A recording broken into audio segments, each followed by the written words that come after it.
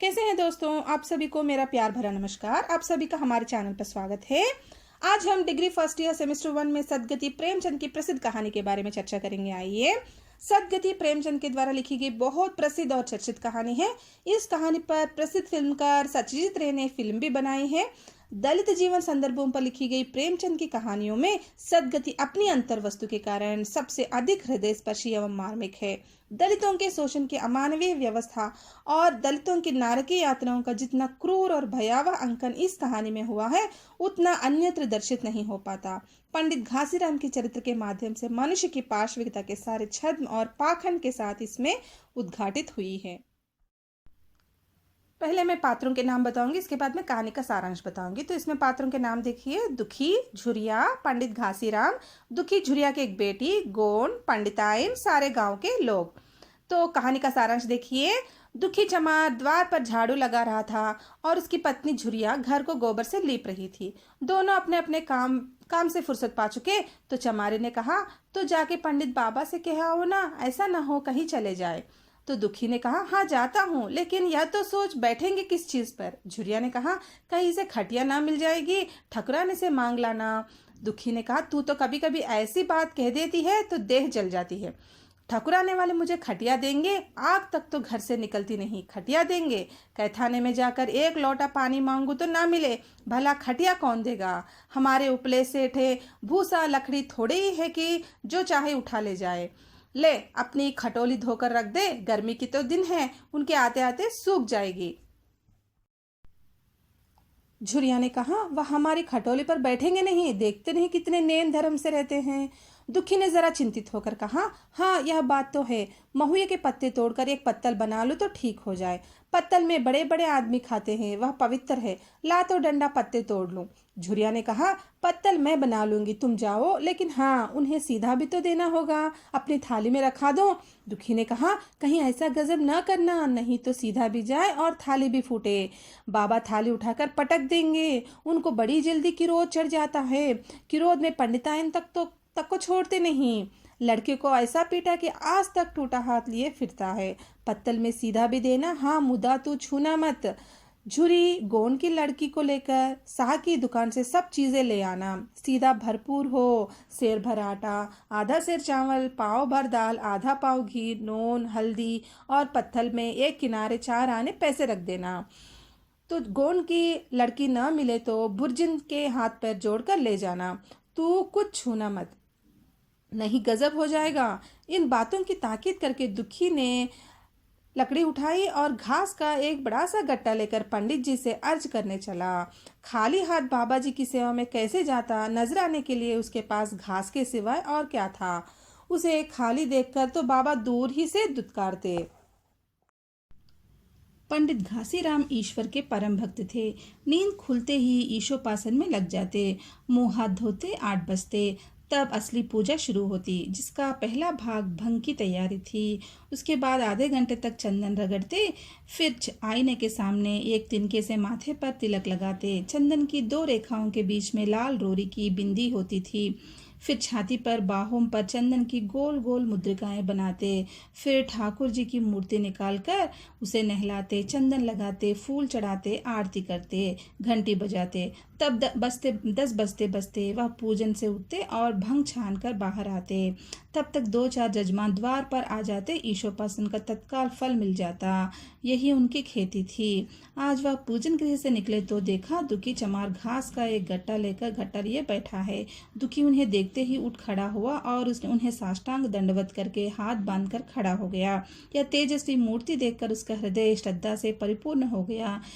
कितनी दिव्य मूर्ति थी। छोटा सा गोल मटोला आदमी, चिकना सिर, फूले गाल, ब्रह्म तेज से प्रदीप्त आंखें, रोरी और चंदन देवताओं की प्रतिभा प्रदान कर रहे थे।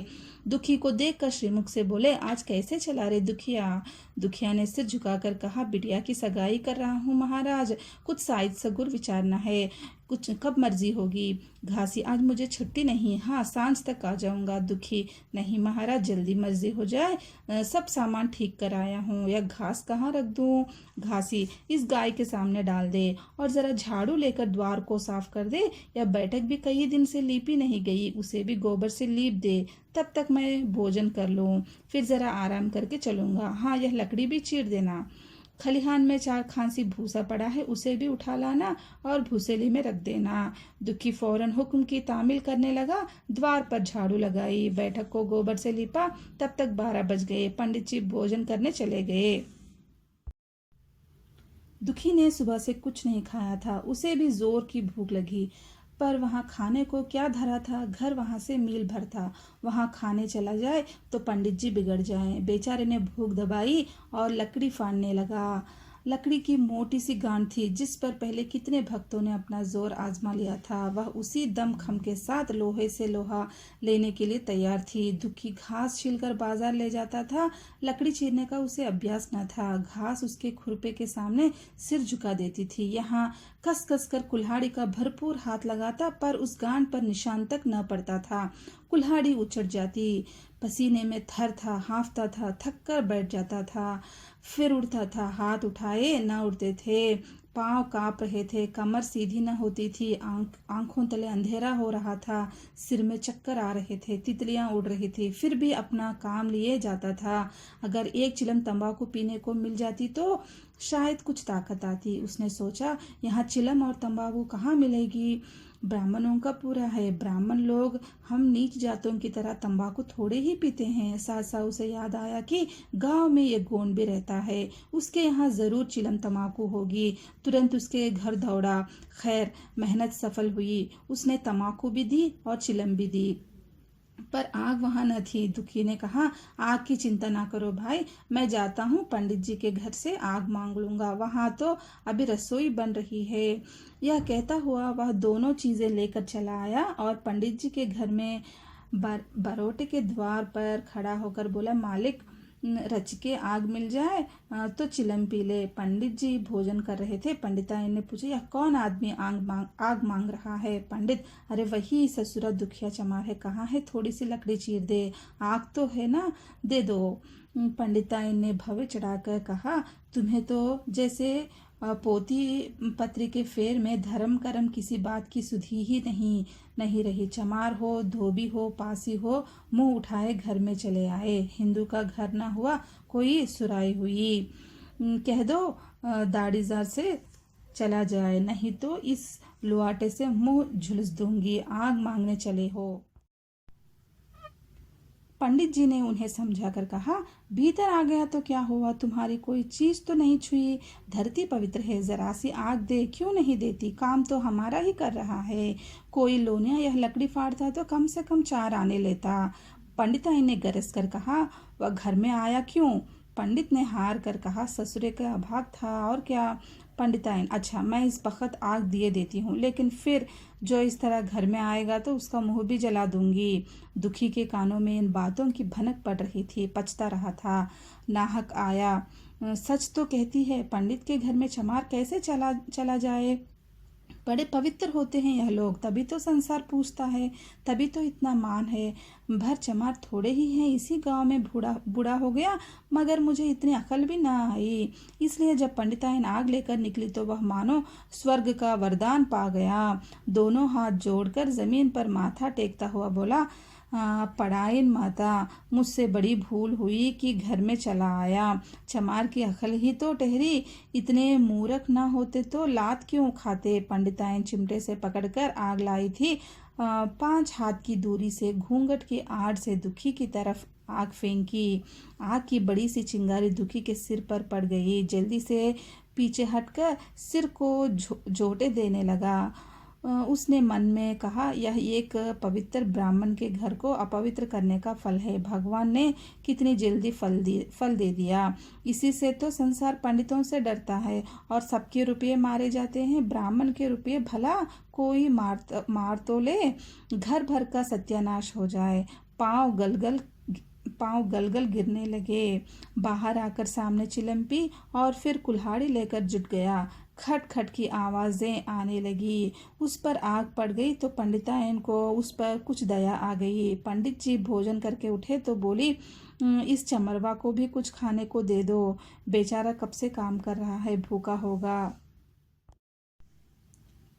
पंडित जी ने इस प्रस्ताव को व्यावहारिक क्षेत्र से दूर समझकर पूछा, रोटियां हैं? पंडिताइन, 2-4 बज जाएंगी। पंडित, 2-4 रोटियों में क्या होगा? चमार है, कम से कम सेर भर चढ़ा जाएगा। पंडिताइन कानों पर हाथ रखकर बोली, अरे बाप रे, शेर भर तो फिर रहने दो। पंडित जी ने अब शेर बनकर कहा, कुछ भूसी चोकर हो तो आटे में मिलाकर 2 टो लिट्टा ठोंक दो, उसका पेट भर जाएगा। पतली रोटियों से इनका पेट नहीं भरता, उन्हें तो ज्वार का लिट्टा चाहिए। पंडिताइन ने कहा, अब जाने भी दो, धूप में कौन मरे। दुखी ने चिलम पीकर फिर कुल्हाड़ी संभाली। दम लेने से जरा हाथों में ताकत आ गई थी। कोई आधे घंटे तक फिर कुल्हाड़ी चलाता रहा, फिर बेदम होकर वही सिर पकड़ के बैठ गया। इतने में वही गोंड आया था। बोला, क्यों जान देते हो बूढ़े दादा? तुम्हारे फाड़े या गांठ न फटेगी, नाहक हलाकाल होते हो। दुखी ने माथे का पसीना पोंछ कर कहा, अभी गाड़ी पर भूसा ढोना है भाई। गोंड, कुछ खाने को मिला कि काम ही कराना जानते हैं? जाके मांगते क्यों नहीं? दुखी, कैसी बात करते हो चिकुरी? ब्राह्मण की रोटियां हमको पचेगी? गोंड, पचने को तो पच जाएगी, पहले मिले तो। मूंछों पर ताव देकर भोजन किया और आराम से सोए। तुम्हें लकड़ी फाड़ने का हुक्म लगा दिया। जमींदार भी कुछ खाने को देता है, हाकिम भी बेगार लेता है तो थोड़ी बहुत मजूरी देता है। यह उनसे भी बढ़ गए, उस पर धर्मात्मा बनते हैं। दुखी, धीरे धीरे बोलो भाई, कहीं सुन ले तो आफत आ जाए। यह कहकर दुखी फिर संभल पड़ा और कुल्हाड़ी की चोट मारने लगा। चिकुरी को उस पर दया आ गई और आकर कुल्हाड़ी उसके हाथ से छीन ली और 1-आधे घंटे तक खूब कुछ कस कर कुल्हाड़ी चलाई, पर गांठ में एक दरार भी ना पड़ी। तब उसने कुल्हाड़ी फेंक दी और यह कहकर चला गया, तुम्हारे फाड़े यह ना फटेगी, जान भले निकल जाए। दुखी सोचने लगा, बाबा ने यह गांठ कहाँ रख छोड़ी थी कि फाटे नहीं फटती, कहीं दरार तक तो नहीं पड़ती। मैं कब तक इसे चीरता रहूँगा? अभी घर पर 100 काम पड़े हैं। कार परोजन का घर है, एक ना एक चीज़ घटी ही रहती है, पर इन्हें इसकी क्या चिंता। चलो तब तक भूसा ही उठा लाऊं। कह दूंगा, बाबा आज तो लकड़ी नहीं फटी, कल आकर फाड़ दूंगा। उसने झोवा उठाया, भूसा ढोलने लगा। खलिहान यहाँ से 2 फरलांग से कम न था। अगर झोवा खूब भर कर लाता तो काम जल्दी खत्म हो जाता। फिर झोवे में उगता कौन? अकेले भरा हुआ झोवा उससे न उठ सकता था, इसलिए थोड़ा थोड़ा लाता था। 4 बजे कहीं भूसा खत्म हुआ। पंडित जी की नींद भी खुली।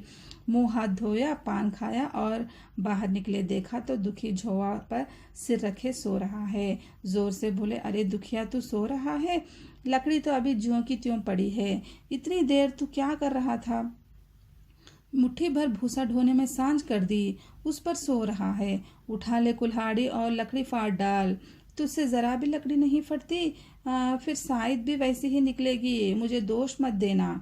इसी से कहा है कि नीच के घर में खाने को हुआ तो उसकी आंख बदली। तो दुखी ने फिर कुल्हाड़ी उठाई। जो बातें पहले से सोच रखी थी वह सब भूल गई। पेट पीठ से धस रहा था। आज सवेरे जलपान तक ना किया था, अवकाश ही ना मिला। उठना ही पहाड़ मालूम होता था। जी डूबा जा रहा था, पर दिल को समझा कर उठा। पंडित है, कहीं शायद ठीक ना विचारे तो फिर सत्यानाश ही हो जाए। जभी तो संसार में इतना मान है, शायद का ही तो खेल है, जिसे चाहे बिगाड़ दे। पंडित जी गान के पास आकर खड़े हो गए और बढ़ावा देने लगे। हाँ, मार कसके और मार कसके, अबे जोर से मार, तेरे हाथ में तो जैसे दम ही नहीं है, लगा कसके। खड़ा सोचने क्या लगता है? हाँ, बस फटा ही चाहती है, दे उसी दरार में। दुखी अपने होश में ना था। ना जाने कौन सी गुप्त शक्ति उसके हाथों को चला रही थी। थकान, भूख, कमजोरी सब मानो भाग गई। उसे अपने बाहुबल पर स्वयं आश्चर्य हो रहा था। एक एक चोट वज्र की तरह पड़ती थी। आधे घंटे तक वह उसी उन्माद की दशा में हाथ चलाता रहा, यहाँ तक कि लकड़ी बीच से फट गई और दुखी के हाथ से कुल्हाड़ी छूट कर गिर पड़ी। इसके साथ ही वह भी चक्कर खाकर गिर पड़ा। भूखा प्यासा थका हुआ शरीर जवाब दे गया। पंडित जी ने पुकारा, उठ के 2-4 हाथ लगा दे, पतली पतली चेलिया हो जाए। दुखी न उठा। पंडित जी ने अब उसे दिख करना उचित न समझा। भीतर जाकर बूटी छानी, शौच गए, स्नान किया और पंडिताई बाना पहनकर बाहर निकले। दुखी अभी तक वहीं पड़ा हुआ था। जोर से पुकारा, अरे क्या पड़े ही रहोगे? दुखी, चलो तुम्हारे ही घर चल रहा हूँ, सब सामान ठीक ठीक है ना? दुखी फिर भी ना उठा। अब पंडित जी को कुछ शंका हुई। पास जाकर देखा तो दुखी अकड़ा पड़ा हुआ था। बदहवास होकर भागे और पंडिताइन से बोले, दुखिया तो जैसे मर गया। पंडिताइन हक पकाकर बोली, वह तो अभी लकड़ी चीर रहा था ना? पंडित, हाँ, लकड़ी चीरते चीरते मर गया, अब क्या होगा? पंडिताइन ने शांत होकर कहा, होगा क्या, चमरों ने में कहला भेजो, मुर्दा उठा ले जाएं। एक क्षण में गांव भर में खबर हो गई। पूरे में ब्राह्मणों की ही बस्ती थी। केवल एक घर गोंड का था। लोगों ने इधर का रास्ता छोड़ दिया। कुएं का रास्ता उधर से ही था। पानी कैसे भरा जाए? चमार की लाश के पास से होकर पानी भरने कौन जाता? एक बुढ़िया ने पंडित जी से कहा, अब मुर्दा फेंकवाते क्यों नहीं? कोई गांव में पानी पिएगा कि नहीं? इधर गोंड ने चमरोने में जाकर सबसे कह दिया, खबरदार, मुर्दा उठाने मत जाना, अभी पुलिस की तहकीकात होगी। दिल लगी है तो एक गरीब की जान ले ली। पंडित जी होंगे तो अपने घर के होंगे, लाश उठाओगे तो तुम भी पकड़े जाओगे। इसके बाद ही पंडित जी पहुंचे, पर चमरोने का कोई आदमी लाश उठा लाने को तैयार न हुआ। हाँ, दुखी की स्त्री और कन्या दोनों हाय हाय करती वहां चली और पंडित जी के द्वार पर आकर सिर पीट पीट कर रोने लगी। उनके साथ 10-5 और चमारिनें भी थी। कोई रोती थी, कोई समझाती थी, पर चमार एक भी न था। पंडित जी ने चमारों को बहुत धमकाया, समझाया, मिन्नत की, पर चमारों के दिल पर पुलिस का रौब छाया हुआ था। एक भी न मिनका। आखिर पंडित जी निराश होकर लौट गए। आधी रात तक रोना पीटना जारी रहा। देवताओं का सोना मुश्किल हो गया। लाश उठाने कोई चमार ना आया। और ब्राह्मण चमार की लाश कैसे उठाते भला? ऐसा किसी शास्त्र पुराण में लिखा है? कहीं कोई दिखा दे।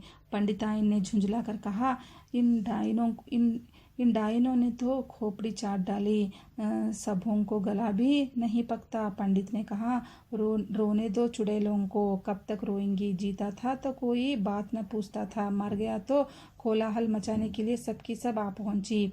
पंडिताइन, चमार का रोना मनहूस है। पंडित, हाँ, बहुत मनहूस। पंडिताइन, अभी से दुर्गंध उठने लगी। पंडित ने कहा, चमार था, ससुरा की नहीं, साध असाध किसी का विचार है इन सबों को? पंडिताइन, इन सबों को घिन भी नहीं लगती। पंडित, भ्रष्ट है सब। रात तो किसी तरह कटी, मगर सवेरे भी कोई चमार ना आया। चमार ने भी रो पीट कर चली गई। दुर्गंध कुछ फैलने लगा। पंडित जी ने एक रस्सी निकाली, उसका फंदा बनाकर मुर्दे के पैर में डाला और फंदे को खींच कर कस दिया। अब कुछ धुंधल का था।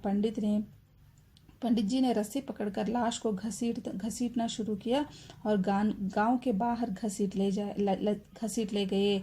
वहां से आकर तुरंत स्नान किया, दुर्गा पाठ पढ़ा और घर में गंगा जल छिड़का। उधर दुखी की लाश को खेत में गीदड़ और गिद्ध, कुत्ते और कोये नोच रहे थे। यही जीवन पर्यंत की भक्ति, सेवा और निष्ठा का पुरस्कार था।